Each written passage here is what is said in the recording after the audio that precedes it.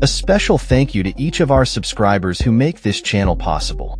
Here's today's story.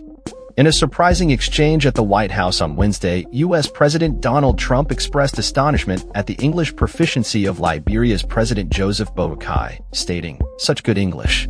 Such beautiful English." This comment has ignited confusion and anger among Liberians, many of whom feel that Trump's remarks were condescending given that English has been the official language of Liberia since the 1800s. The meeting, which included 5 West African leaders, was part of a broader shift in U.S. foreign policy from aid to trade. Liberia, with historical ties to the United States dating back to its founding as a settlement for freed American slaves, has always considered the U.S. as its big brother. However, the recent comments have left many questioning the seriousness with which the U.S. treats its African partners. Foday Massaquoi, chairman of the opposition Congress for Democratic Change Council of Patriots, criticized Trump's tone, suggesting it highlighted a lack of respect for African leaders. He stated, "President Trump was condescending. He was very disrespectful to the African leader."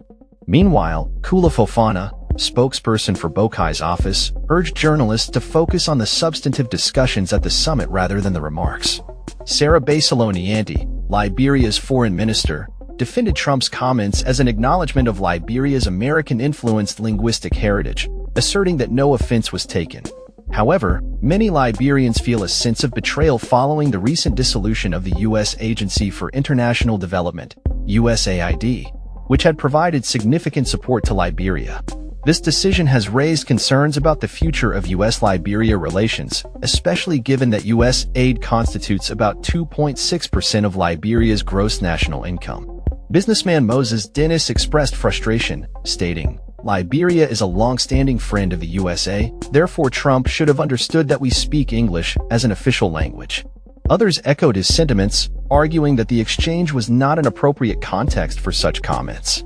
Saikin Civicus Barsijaya, a leadership expert, described the interaction as condescending and ridiculing.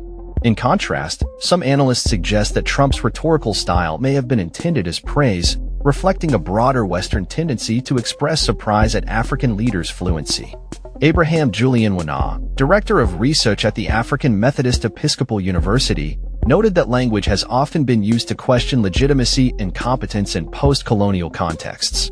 As the dust settles on this contentious interaction, the implications for U.S.-Liberia relations and the perception of African leaders in the international arena remain to be seen. That's all for this story.